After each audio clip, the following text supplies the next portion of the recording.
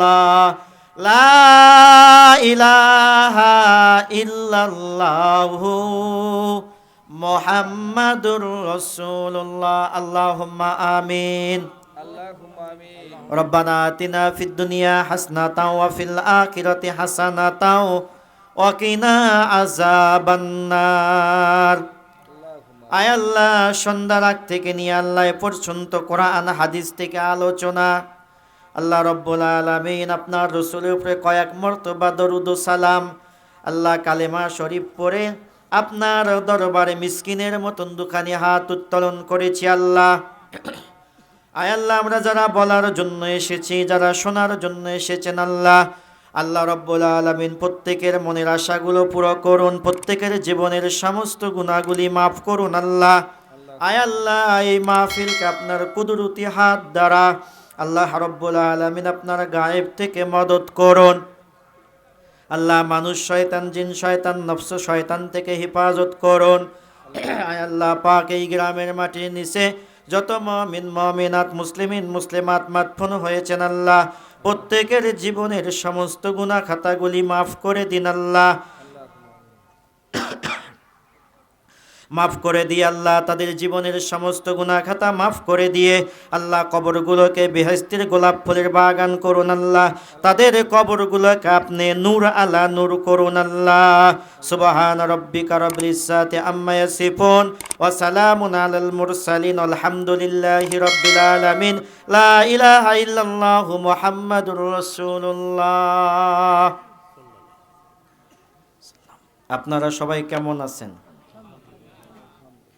এই মাহফিলে বসতে পেরে কারা কারা খুশি না দেখি দুই হাত তুলি তো।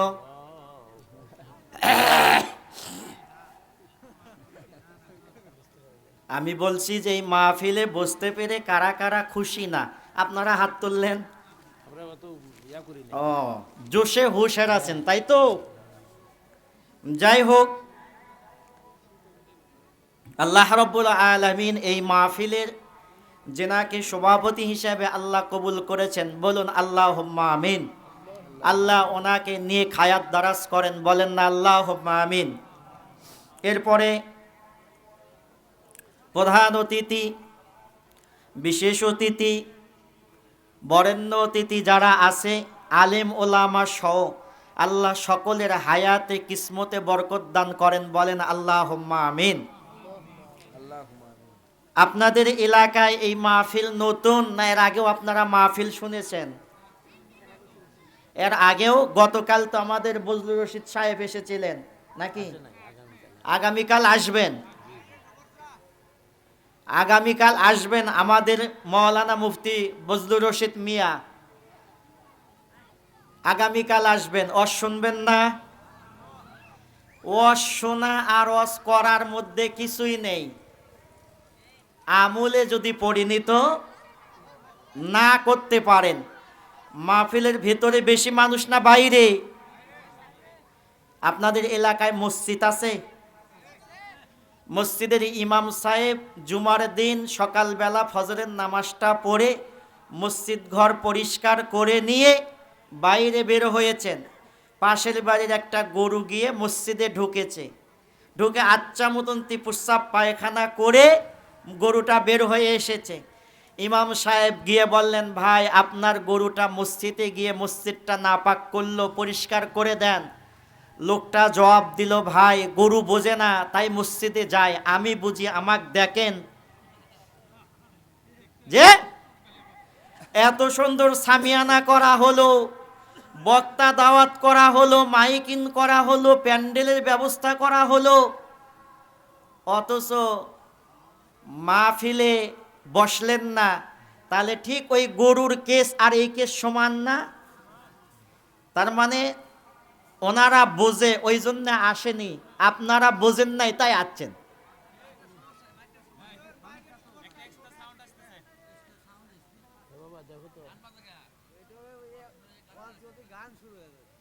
কেন?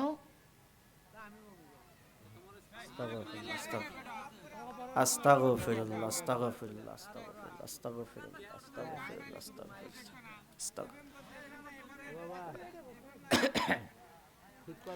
তাহলে আল্লাহ রসুলকে যারা দেখেছেন, এই অপারেটর কে? তুমি অপারেটর, তুমি জানো না, তাহলে আসছো কেন? না গান কেন বাজে? বাজিচ্ছে কেন? এটা বন্ধ করো।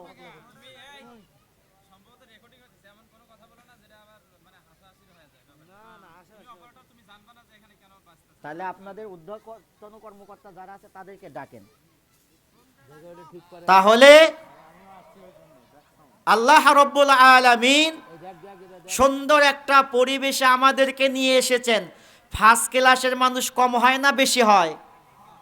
যে কম হয়। ফার্স্ট ক্লাসের মানুষ কি হয়? কম হয়। তারপরে সেকেন্ড ক্লাসে একটু বেশি হয়। তারপরে যারা থার্ড ক্লাস তারা বলে এখন ধুয়ে মুছে চল, ঠিক না বাবা? মাহফিলের ওয়াইজিনের থেকে বড় ওয়াইজিন হচ্ছে তাবারক, ঠিক না? ও বক্তার বক্তা। যাই হোক, রাসূলুল্লাহ সাল্লাল্লাহু আলাইহি ওয়াসাল্লামকে যারা দেখেছেন এদের ভেতরে জান্নাতীও আছে, জাহান্নামীও আছে। আল্লাহর নবী মসজিদে নববী শরীফে ওয়াজ করেন, জায়গাটা ভালো না খারাপ? আমাকে একটু উত্তর দেওয়া লাগবে। ছাত্র পড়ায় তো, ওই শিক্ষকেরা আবার আদান প্রদান না হলে পালে কি হয় না, পড়াশোনা হয় না, ঠিক না? মসজিদে নববী শরীফে আল্লাহ রসুল ওয়াজ করেন, জায়গাটা ভালো না খারাপ? যেই মসজিদে নামাজ পড়লে, এক রাকাত নামাজ পড়লে 50,000 রাকাত নামাজ পড়ার সওয়াব, বলুন না সুবহানাল্লাহ। আল্লাহর নবী হাদিস পাকে জানিয়েছেন দুনিয়ার জমিনের ভেতরে দুইটি জান্নাতের বাগান আছে। এক নম্বর হলো আমি রাসূলুল্লাহ সাল্লাল্লাহু আলাইহি ওয়াসাল্লাম যেই জায়গাটায় দাঁড়িয়ে দাঁড়িয়ে ইমামতি করতাম, সেই জায়গা থেকে নিয়ে আমি রাসূলুল্লাহ সাল্লাল্লাহু আলাইহি ওয়াসাল্লামের মাজার মুকাদ্দাস পর্যন্ত এই জায়গাটা হলো জান্নাতের বাগান। রাসূলুল্লাহ সাল্লাল্লাহু আলাইহি ওয়াসাল্লাম যেখানে দাঁড়িয়ে ইমামতি করতেন সেই জায়গা থেকে নিয়ে আল্লাহ রসুলের মাজার মুকাদ্দাস কবর পর্যন্ত হচ্ছে জান্নাতেরই একটা টুকরো অংশ, বলুন সুবহানাল্লাহ। আর কোথায়? যেখানে আল্লাহ এবং রাসূলুল্লাহ সাল্লাল্লাহু আলাইহি ওয়াসাল্লামের কথা বলা হয় সেই জায়গাটা হলো জান্নাতের বাগান, বলুন না সুবহানাল্লাহ। আল্লাহ দুনিয়ার মানুষকে আল্লাহ যাদেরকে জান্নাত দেবেন, ছোট থেকে ছোট জান্নাত এই দুনিয়ার থেকে 10 গুণ বড়, বলেন না সুবহানাল্লাহ। তো আপনারা বলতে পারেন যে আমরা এখানে আসলাম, জান্নাত তো এত ছোট না। আল্লাহ রাব্বুল আলামিনের রাসূল বলেছেন জান্নাত, এখানে আর কোনো ফতুয়া ফারাইজ মামলা মোকদ্দমা করার কোনো সুযোগ নাই, রাসূল বলেছেন। কেন? আল্লাহ রসুল এমন কোনো কথা বলেন নাই যেই কথা আল্লাহ না বলিয়েছেন, বলুন না সুবহানাল্লাহ। অনেকেই বলে থাকে রসুল এইটা ভুল করেছেন, ওইটা ভুল করেছেন। নবী আলাইহিস সালাতু সাল্লামদের কোনো ভুল নাই। তাফসীরের কিতাবের ভিতরে আল্লামা জালালউদ্দিন সিউতি রাহমাতুল্লাহ আলাইহি এবং কাজী সানাউল্লাহ পানিপতি রাহমাতুল্লাহ আলাইহি তাফসীরে মাজাআরির ভিতরে লিপিবদ্ধ করেছেন নবী আলাইহিস সালাতু ওয়াসাল্লামরা হলেন আল্লাহ পাকের ওহীর দ্বারাই পরিচালিত। তারা যে কথাটা বলেছেন, আল্লাহ যতটুকু বলার জন্য বলেছেন নবী আলাইহিস সালাতু ওয়াসাল্লামরা ওই পর্যন্তই বলেছেন, বলুন না সুবহানাল্লাহ। কোরআন পাকে আল্লাহ দলিল দিলেন, মা ইয়ানতিকু আনিল হাওয়া ইন হুয়া ইল্লা ওয়াহয়ুহা। আমার হাবিব, আমার পয়গম্বর অতক্ষণ পর্যন্ত কোনো কথা বলেন নাই যতক্ষণ পর্যন্ত আমি আল্লাহ না বলিয়েছি, বলুন না সুবহানাল্লাহ। রাসূল অতক্ষণ পর্যন্ত কোনো কথা বলেন নাই যতক্ষণ পর্যন্ত আল্লাহ না বলিয়েছেন। মসজিদে নববী শরীফে আল্লাহ রসুল ওয়াজ করেন, সাহাবায়ে কেরামরা বসে ওয়াজ শোনেন। বক্তা হিসেবে রসুল আমাদের মতো যে তামাম দুনিয়ার নবীদেরকে এক জায়গায় করলে যা হবে, মুহাম্মদুর রাসূলুল্লাহ সাল্লাল্লাহু আলাইহি ওয়াসাল্লামকে এক জায়গায় করলে তাই হবে, বলুন না সুবহানাল্লাহ। তামাম দুনিয়ার উম্মতের নেকি এক পাল্লায় করলে যা হবে, সিদ্দিকে আকবর আবু বকরের এক রাতের ইবাদত এক পাল্লায় করলে তাই হবে, বলুন না সুবহানাল্লাহ। এরকম সাহাবায়ে কেরামরা রাসূলুল্লাহ সাল্লাল্লাহু আলাইহি ওয়াসাল্লামের পিছনে সামনে বসে ওয়াজ শোনেন। শ্রোতা হিসাবে সাহাবায়ে কেরামরা আমাদের থেকে কম দামি না বেশি দামি? বেশি দামি। আল্লাহর নবী, নূর নবী, নবী মুহাম্মদুর রাসূলুল্লাহ সাল্লাল্লাহু আলাইহি ওয়াসাল্লাম বললেন, বাবা আবু বকর আপনি জান্নাতি, বাবা উমর আপনি জান্নাতি, বাবা উসমান আপনি জান্নাতি, আলী আপনি জান্নাতি, তালহা আপনি জান্নাতি, জুবাইর আপনি জান্নাতি, আব্দুর রহমান ইবনে আউফ জান্নাতি। রাসূলুল্লাহ সাল্লাল্লাহু আলাইহি ওয়াসাল্লাম 10 জন সাহাবা হুজুরের নাম বললেন। দুনিয়ার জমিন থেকে তারা জান্নাতের সার্টিফিকেট পেয়েছেন, বলুন না সুবহানাল্লাহ। দুনিয়ার জমিন থেকেই তারা জান্নাতের খুশখবরি পেয়েছেন। আল্লাহ রসুলের পিছনে সব সাহাবায়ে কেরামরা নামাজ পড়ে। একজন সাহাবা হুজুরের নাম হচ্ছে সালাবা। কি নাম? সালাবা। আল্লাহ রসুলের পিছনে এই সাহাবা হুজুর নামাজ আদায় করেন। রাসূলুল্লাহ সাল্লাল্লাহু আলাইহি ওয়াসাল্লামের পিছনেই সালাবা মাঝে মধ্যে অজ্ঞান হয়ে যায়। আল্লাহর নবী, নূর নবী, নবী মুহাম্মদুর রাসূলুল্লাহ সাল্লাল্লাহু আলাইহি ওয়াসাল্লাম একবার সালাবাকে ডাক দিয়ে বললেন, বাবা সালাবা। মাঝে মধ্যে বেহুশ হয়ে পড়ে যান, কারণটা কি? ইয়া রাসূলুল্লাহ, ইয়া হাবিবাল্লাহ, হুজুর আজকে কয়েকদিন হলো খাওয়া হয় না, ক্ষুধার জ্বালা সইতে না পেরে আমি মাঝে মধ্যে অজ্ঞান হয়ে পড়ি। কিসের জ্বালা? আল্লাহ মানুষকে দুইটা জিনিস দিয়ে সৃষ্টি করেছেন, ভয় আর ক্ষুধা। ভয় আর ক্ষুধা। রাসূলুল্লাহ সাল্লাল্লাহু আলাইহি ওয়াসাল্লাম বললেন, বাবা সাহাবা, ক্ষুধার জ্বালায় উঠতে পারেন না, মাঝে মধ্যে অজ্ঞান হয়ে পড়েন, বেহুশ হয়ে পড়েন, আপনি কি বড়লোক হতে চান? রাসূল বলছেন, বাবা আপনি কি বড়লোক হতে চান? হযরতে সালাবা রাদিয়াল্লাহু তাআলা আন রাসূলুল্লাহ সাল্লাল্লাহু আলাইহি ওয়াসাল্লামের দিকে তাকিয়ে মুস্কি হাসি দিয়ে বলেন, ইয়া রাসূলুল্লাহ, ইয়া হাবিবাল্লাহ, হুজুর বড়লোক হলে তো ভালোই হয়। বড়লোক হলে ভালো হয় না? বড়লোক হলে তো ভালোই হয়। রাসূলুল্লাহ সাল্লাল্লাহু আলাইহি ওয়াসাল্লাম বললেন, বাবা সালাবা, আমি আপনাকে একটা কালামে পাক, আমি আপনাকে একটা দোয়া শিখিয়ে দিব। এই দোয়াটা আপনি প্রতি ফরজ নামাজ পড়ে 7 বার করে তিলাওয়াত করবেন, জুমার নামাজের পরে 21 বার তিলাওয়াত করবেন। বলেন না সুবহানাল্লাহ। একটু জোরে হবে না সুবহানাল্লাহ? সুবহানাল্লাহ। আর একটু জোরে হবে না সুবহানাল্লাহ? নারে তাকবীর। বাইরের লোক বুঝুক যে ওখানে কিছু আল্লাহর বান্দা আছে। আল্লাহর নবী, নূর নবী সালাবার হাতটা ধরে রাসূলুল্লাহ সাল্লাল্লাহু আলাইহি ওয়াসাল্লাম কাছে বসিয়ে দোয়াটা শিখিয়ে দিলেন। আপনাদের বড়লোক হবার ইচ্ছা নাই? বড়লোক হবার ইচ্ছা নাই? এখন বলবেন যে আল্লাহ কোরআন পাকে বলছে, ইন্নামা আমওয়ালুকুম ওয়া আওলাদুকুম ফিতনা। ধন সম্পদ, ছেলে মেয়ে, বিবি বাচ্চা এগুলো মুসিবতের কারণ, ফিতনার কারণ। আল্লাহ অন্যত্র বলেছেন, আল মালু ওয়াল বানুনা জিনাতুল হায়াতিদ দুনিয়া। মাল ধন সম্পদ হচ্ছে তোমাদের সৌন্দর্যের প্রতীক, বলুন না সুবহানাল্লাহ। একটা ফকির আপনাদের এই ভবানীপুর বাজারে মোটামুটি ধরেন সকাল থেকে দুপুর পর্যন্ত ঘুরেছে, সে দুপুরবেলা এক মুঠ খাবার খাবে, মানুষের কাছে হাত পাতিয়েছেন। এখন সারা বেলা হাত পাতানোর পরে সে যে খাবার খাবে এই পরিমাণ পয়সা পায়নি। এখন আপনি যদি পকেট থেকে ওই পরিমাণ পয়সা দেন আর উনি যদি খাবার খায়, তাহলে আপনি দিলেন, একটা সৌন্দর্য প্রকাশ পারল, উনি খাবে, ক্ষুধা নিবারণ হবে, খাবার পরে আল্লাহ তাসবিহ তাহলিল পাঠ করবে, উনিও সওয়াব পাবে, আপনিও সওয়াব পাবেন। বলেন না সুবহানাল্লাহ। তাহলে বড়লোক হলে উভয় কি হওয়া যায়? কামিয়াবি হওয়া যায়, ঠিক না?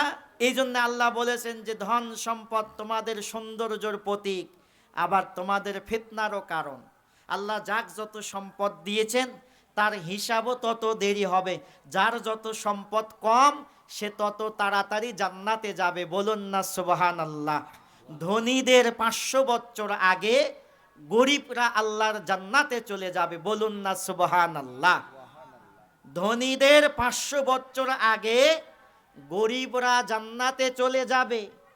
আল্লাহ রসুলের কাছ থেকে সাহাবায়ে কেরাম হযরতে সালাবা রাদিয়াল্লাহু তাআলা আনহু দোয়াটা শিখলেন। ফরজ নামাজ পড়ে 7 বার পড়ে, জুমার নামাজ পড়ে 21 বার পড়ে।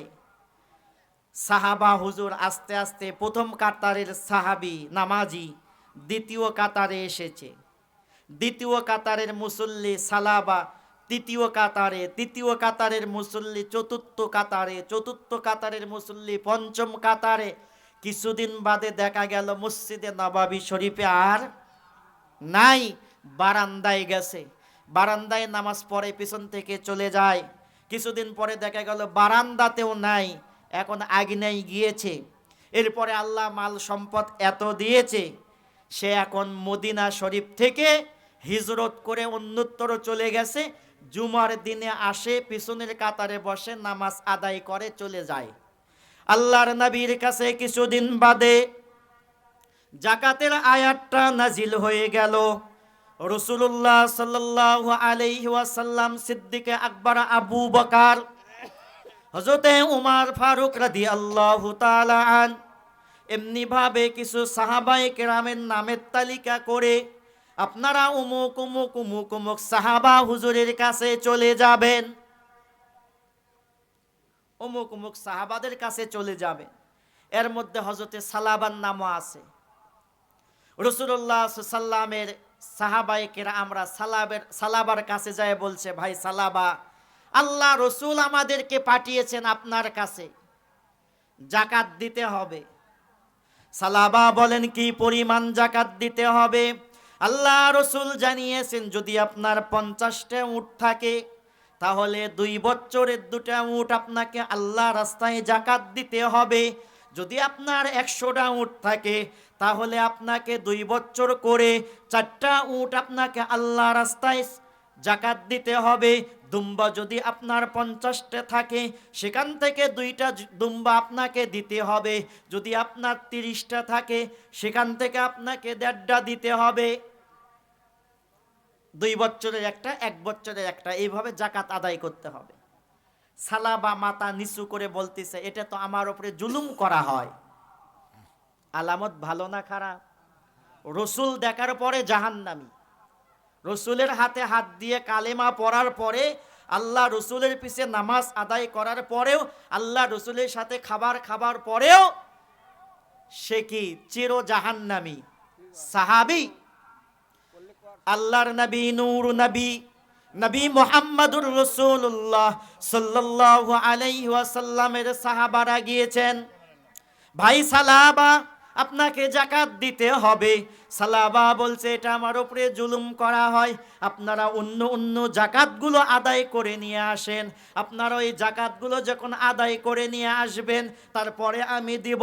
সাহাবা হুজুররা অন্য অন্য সাহাবাদের কাছে গেলেন, ভাই আল্লাহ রসুল আমাদেরকে পাঠিয়েছেন, আপনাকে জাকাত দিতে হবে।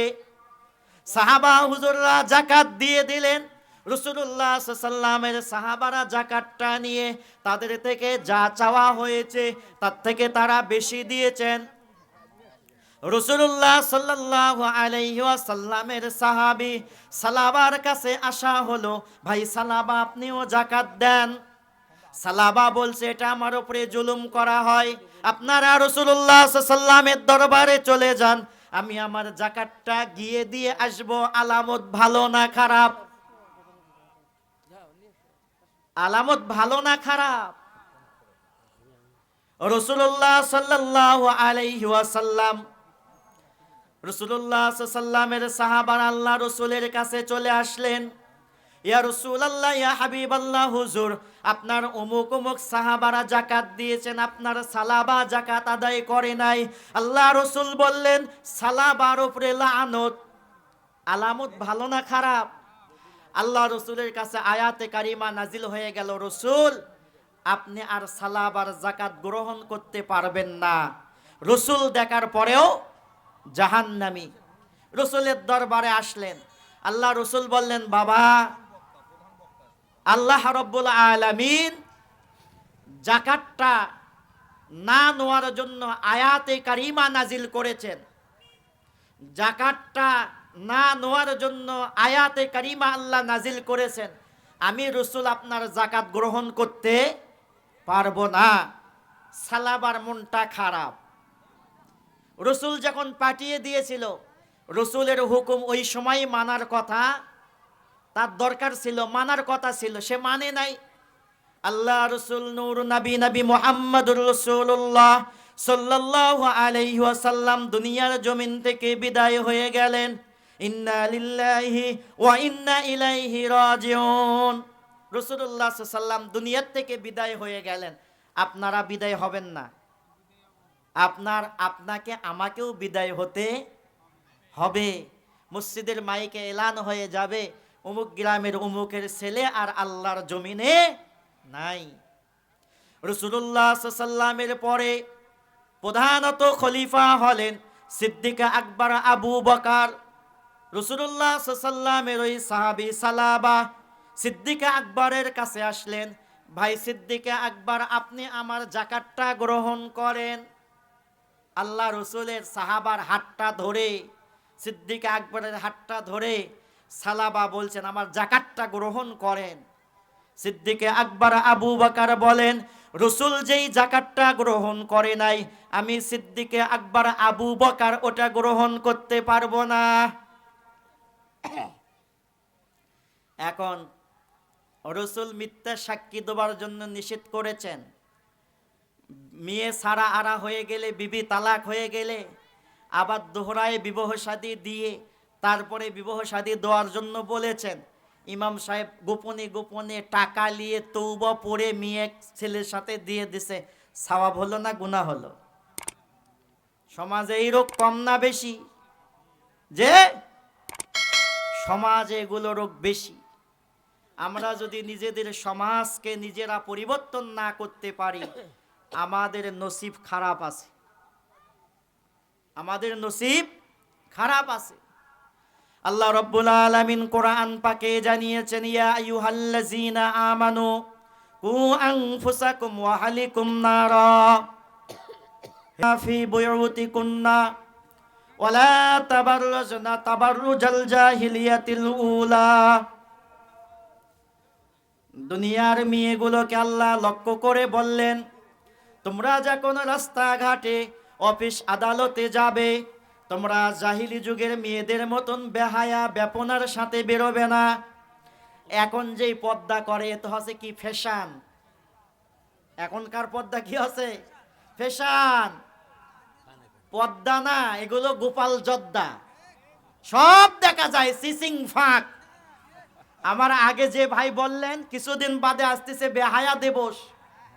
আপনি আপনার অধীনস্থ আপনার মেয়েকে আপনি নিজে কন্ট্রোল করতে পারেন নাই, কাল কঠিন কিয়ামতের ময়দানে দায়ুসের কাতারে দাঁড়িয়ে আপনি পিতা, আপনি ভাই, আপনাকে আগে জাহান্নামের আগুনে জ্বলতে হবে। আল্লাহ আপনাকে অধীনস্থ করেছেন, আপনার মেয়েকে আপনি সেইভাবে রাখবেন, আপনার বিবিকে আপনি সেইভাবে রাখবেন, আপনার বোনকে আপনি সেইভাবে রাখবেন। সেইটা না করে আপনি যখন 14ই ফেব্রুয়ারি আসেন, আপনি বরঞ্চ হাত খরচা দিচ্ছেন বের করে। কি দিলেন? হাত খরচা বের করে দিচ্ছেন। তাহলে প্রথম গুনাহগারকে বাবা আর ভাই, স্বামী। এই জন্য আল্লাহ আমাদেরকে হেফাজত করেন, বলেন আল্লাহুম্মা আমিন। ছেলেরা যারা 1 টাকা 2 টাকা 10 টাকা 20 টাকা দিয়ে গোলাপ ফুল কিনেছো, কাল কঠিন কিয়ামতের ময়দানে মিজানের পাল্লায় ওইটা চাপিয়ে দিয়ে তোমাকে আমাকে জাহান্নামে দেওয়া হবে। বলেন নাউজুবিল্লাহ।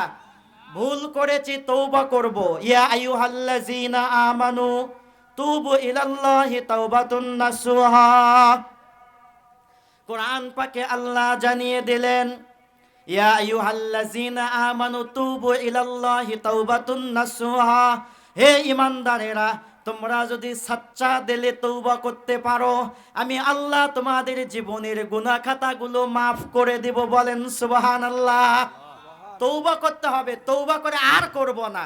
কিসের 14ই ফেব্রুয়ারি? ফুল দিতে হয় নিজের মাওকে দিব, ফুল দিতে হয় নিজের বউকে দিব, ফুল দিতে হয় নিজের বোনকে দিব। বলুন না সুবহানাল্লাহ। জীবনে কোনোদিন একটা ফুল মাকে দিয়েছেন? আল্লাহ রসুল বলেছেন, যে যার মা বেঁচে আছে তার যেন জান্নাত কাছেই আছে, বলুন না সুবহানাল্লাহ। যে ব্যক্তি মায়ের পায়ে হাত দিয়ে চুমো দিল সে যেন জান্নাতের চৌকটেই চুমো দিল, বলুন না সুবহানাল্লাহ। যে যেন বাবার পায়ে হাত দিয়ে চুমো দিল সে যেন জান্নাতের চৌকটেই চুমো দিল, বলুন না সুবহানাল্লাহ। এখন বাপ কিছু বলছে না বলছে, ছেলে বাড়ি থেকে বের হয়ে গেছে, বউ যা বলে তাই শোনে, আছে না নেই? বাপ কিছু বলছে না বলছে, তুমিও বাবা হবে, তোমারও ছেলে হবে, তুমিও এক সময় বুঝবে যে কত ধানের কত চাল। আল্লাহ রসুল বলেছেন যে মায়ের পায়ে হাত রেখে চুমো দিল সে যেন জান্নাতের চৌকটেই চুমো দিল, বলুন না সুবহানাল্লাহ। এই জান্নাত পাবার পরেও গড়িমসি, কি মসি? গড়িমসি। নেক কাজের ওসিলা দিয়ে দোয়া করবেন, আল্লাহ দোয়া কবুল করবে, বলুন না সুবহানাল্লাহ। কি কাজের ওসিলা? নেক কাজের ওসিলা। বনি ইসরাইল কওমের 3 জন ব্যক্তি রাস্তা দিয়ে চলতেছে, পশ্চিম আকাশে মেঘ করে আসলো, ঝড় বৃষ্টি হবে।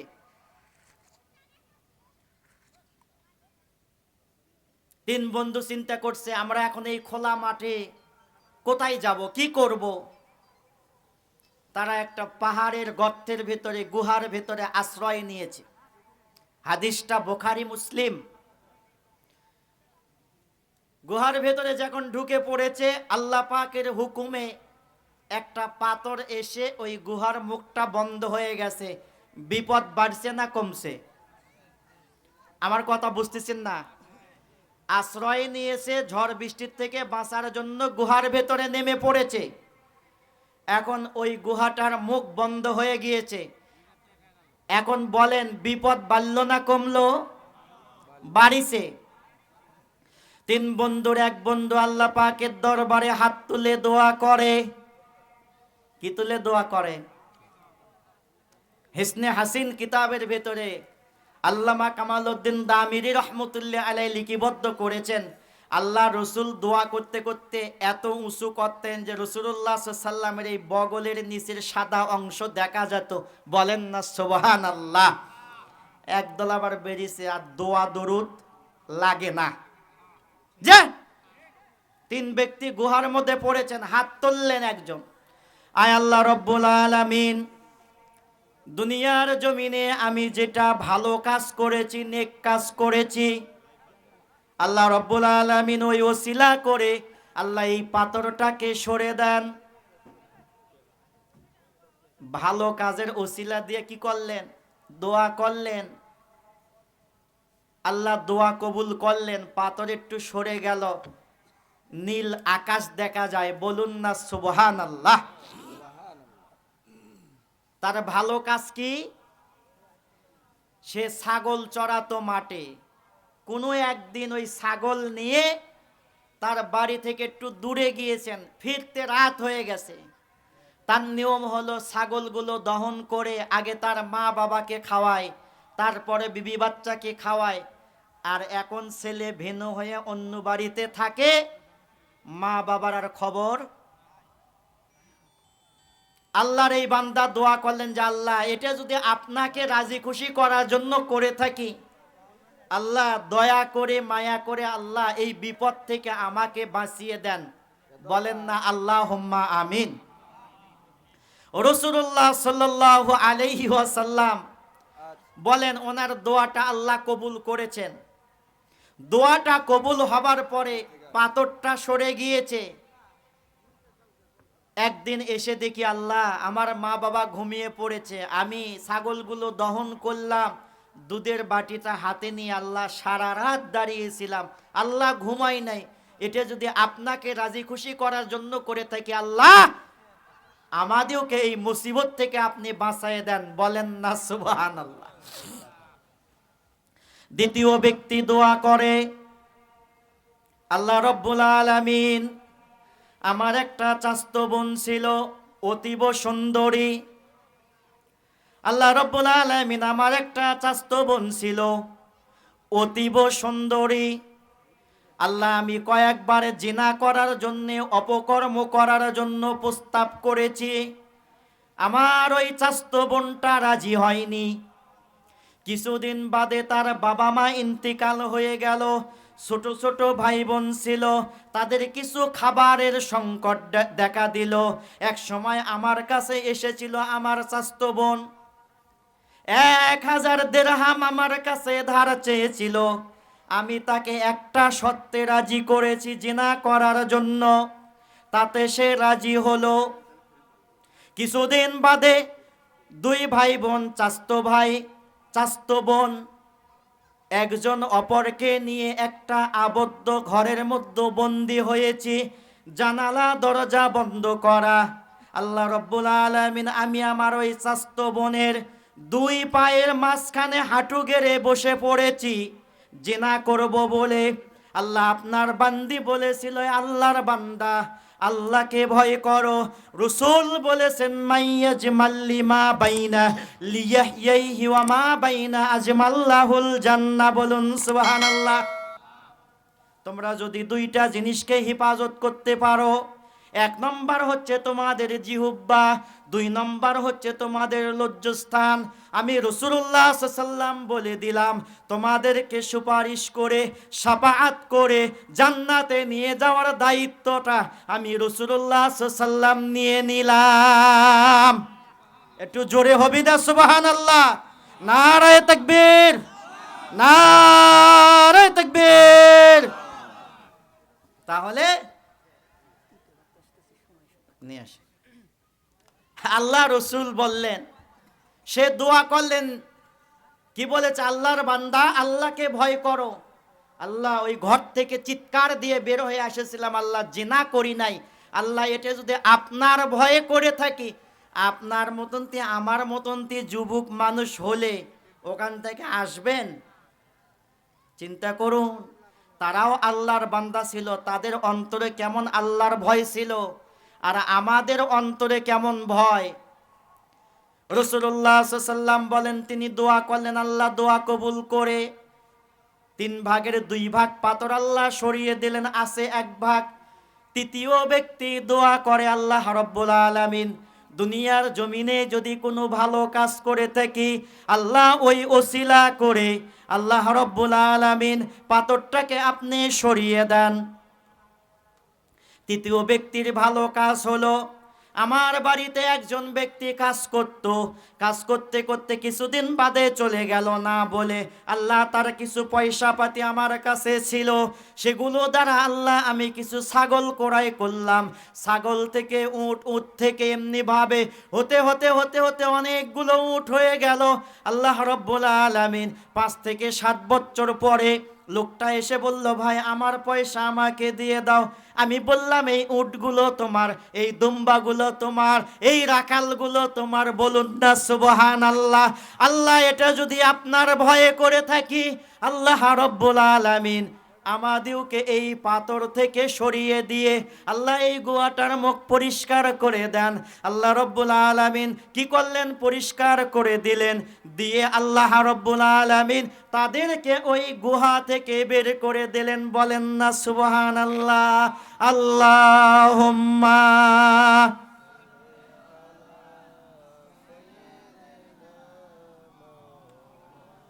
আপনাদের দিকে মনে হয় এই দরুদ আর চলে না, ব্যারাম ধরছে, ব্যারাম ধরছে। রসুলের উপরে দরুদ পড়লে জীবনের গুনাহগুলো আল্লাহ মাফ করে দেয়। কথা বোঝেন নাই? একবার দরুদ পড়বেন, আল্লাহ রসুল বলেন আপনার 10টা মর্তবা অর্থাৎ 10টা সম্মান আল্লাহ আপনার বেশি করে দেবেন। বলেন না সুবহানাল্লাহ।